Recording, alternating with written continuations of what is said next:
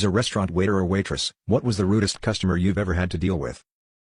I might be in the minority here, but I don't like kicking people out. It signals to them that they kind of won, they got the upper hand. No matter how bad they get, I will match their intensity with my own polar opposite. This will generally produce two results, and I'm okay with either, to be honest. The first will be that the person will become even more upset. I suppose the psychology behind that is that it's their intention to pull you down to the same level they're at, and it will just eat them up if they're unable to do so. The second scenario, which I've found to be the most common, is that you will win them over and the person will eventually be apologizing for their behavior. I've trained several dozen servers and bartenders in my life, and there's a story that I always like to tell. I feel like it goes a long way in getting that point across. When I was still very new to the serving game, I was working a very slow, afternoon shift at a Red Lobster, a popular chain here in the US. I only ended up having 2 or 3 tables for the entire shift, but one, in particular, changed the entire way which I approached customer service as a whole. It was a one-top, a middle-aged man in a suit, who spent the majority of the time on his cell phone and messing with a stack of papers. To say he was rude would be a massive understatement. The man obviously had a chip on his shoulder and lashed out in a manner that I would have been fully justified in returning to him. He was just really nasty, rude and frankly offensive. He would call the employees names, damage the tables and cutlery, etc. A piece of work. Instead, I made it a personal challenge to return his toxicity with patience,